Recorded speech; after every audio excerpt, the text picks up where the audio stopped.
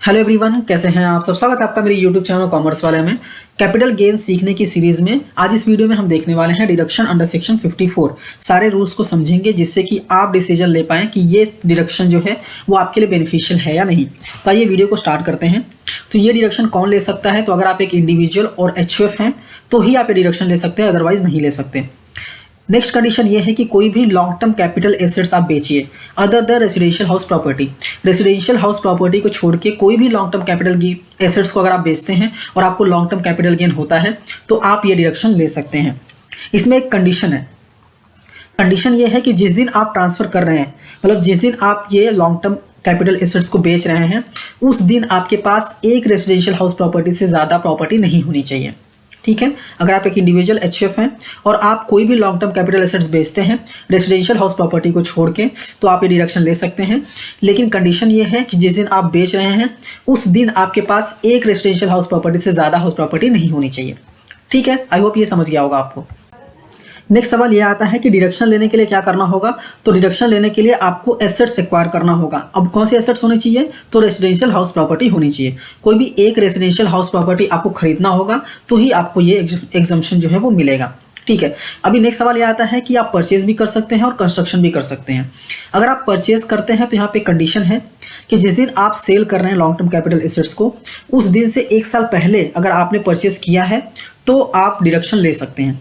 या फिर जिस दिन आप सेल कर रहे हैं उस दिन से लेके 2 साल के अंदर अगर आप परचेज कर लेते हैं तो आप डिडक्शन ले सकते हैं। अगर आपका कंस्ट्रक्शन का केस है, आप सोच रहे हैं कि नहीं मैं कंस्ट्रक्शन करूंगा, तो जिस दिन आपने बेचा है, मतलब जिस दिन आपको लॉन्ग टर्म कैपिटल गेन हुआ है, उस दिन से लेके 3 साल के अंदर अगर आप कंस्ट्रक्शन कर लेते हैं तो आप ये डिडक्शन ले सकते हैं। ठीक है, ये बेसिकली कंडीशन 54 के जैसा ही है, उसमें कोई दिक्कत नहीं है। नेक्स्ट अगर हम देखें विड्रॉल ऑफ एग्जम्पशन की बात अगर हम करें, मतलब कि हमने कैपिटल गेन का एग्जम्पशन तो ले लिया, लेकिन एग्जम्पशन लेने के बाद भी कुछ ऐसे कंडीशंस हैं जिसको फुलफिल करना है। अगर आप उन कंडीशन को भी फुलफिल नहीं करेंगे ना, तो जो आपने एग्जम्पशंस लिया ना, जो आपने कैपिटल गेन सेव किया है, वो कैपिटल गेन वापस आपके इनकम में ऐड हो जाएगा और आपको टैक्स पे करना पड़ेगा। ठीक है, अभी क्या है वो हम देख लेते हैं। पहला कंडीशन ये है कि जो आपने नया एसेट्स खरीदा है, जो आपने नया एसेट्स खरीदा है वो आप 3 साल तक बेच नहीं सकते। ठीक है, मतलब आपने नया एसेट्स खरीद लिया, फॉर एग्जांपल आपने डिडक्शन ले लिया और नया एसेट्स खरीद कर डिडक्शन ले लिया। ठीक है, अभी जिस दिन आपने खरीदा है उस दिन से 3 साल तक आप उसे बेच नहीं सकते। अगर आप बेचेंगे तो ये जो आपने कैपिटल गेन सेव किया है वो वापस आपके हैंड में टैक्सेबल हो जाएगा। ठीक है, नेक्स्ट कंडीशन ये है कि अगर मैंने आपको यहाँ पे अगर वापस से मैं आपको दिखाऊं तो यहाँ पे बोल रहा है 1 रेसिडेंशियल हाउस प्रॉपर्टी, एक ही खरीदनी है, एक से ज़्यादा खरीदोगे तो अलाउड नहीं होगा। वही कंडीशन यहाँ पे बोल रहा है कि if another residential house property purchase with in 2 year of transfer of original assets. मतलब आपने एक तो पहले खरीद लिया था, लेकिन आपने क्या किया, वापस एक और खरीद लिया 2 साल के अंदर, तो फिर ये वापस एग्जम्पशन आपको नहीं मिलेगा। कैपिटल गेन जो है वापस आपके हैंड में टैक्सेबल कर दिया जाएगा।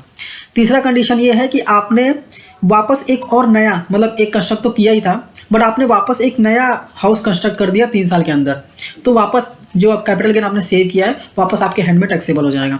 ठीक है, वापस मैं रिपीट कर देता हूँ। जो प्रॉपर्टी आपने खरीदी है 3 साल तक बेच नहीं सकते, 2 साल तक कोई भी अनदर मतलब एक और प्रॉपर्टी नहीं खरीद सकते, और 3 साल तक कोई अदर प्रॉपर्टी कंस्ट्रक्ट नहीं कर सकते। ठीक है, आई होप आपको समझ में आ गया होगा। नेक्स्ट है एग्जम्पशन का अमाउंट क्या होगा। ये थोड़ा सा ट्रिकी है, आपको समझने की जरूरत है यहाँ पे। ठीक है, ये क्या बोलता है, net sale consideration to be invest to get exemption. मतलब आपका जितना सेल कंसिडरेशन है पूरा आपको इन्वेस्ट करना पड़ेगा, तो ये आपको पूरा कैपिटल गेन का एग्जम्पशन जो है वो मिलेगा। ठीक है, अभी सवाल ये आता है कि नेट सेल कंसिडरेशन क्या होता है।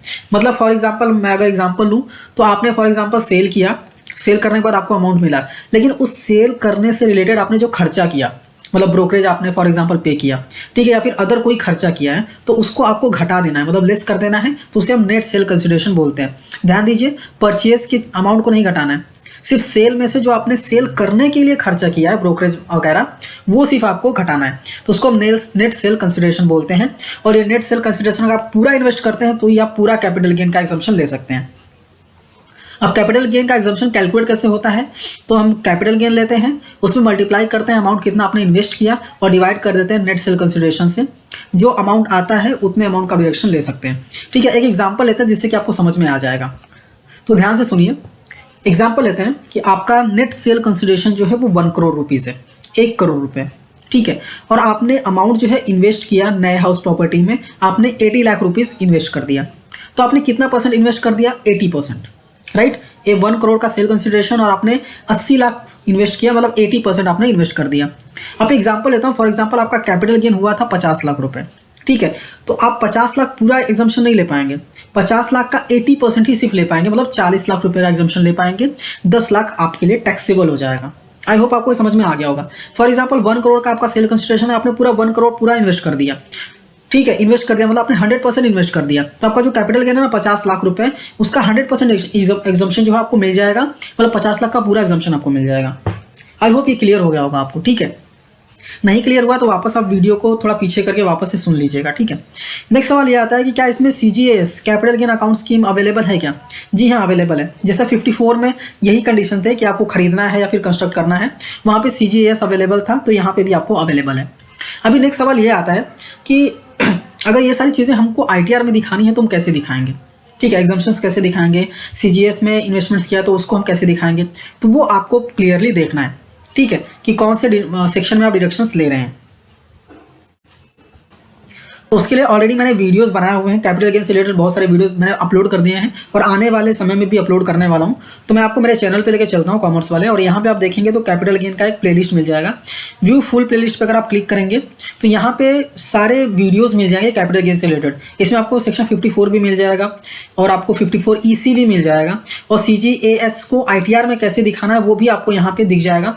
इवन CGAS को कैसे दिखाना है ये तो बताया ही है, इवन सेल कंसिडरेशन कैसे दिखाना है, कॉस्ट कैसे दिखाना है, एडिशनल अगर कुछ कॉस्ट आपने खर्चा किया है तो वो कैसे दिखाना है, सारी चीज़ें मैंने यहाँ पे बताई हुई हैं। यहाँ पे सिर्फ एक करेक्शन है, मैंने यहाँ पे बताया हुआ सेक्शन 54 से रिलेटेड कि CGS में आपको कैसे दिखाना है।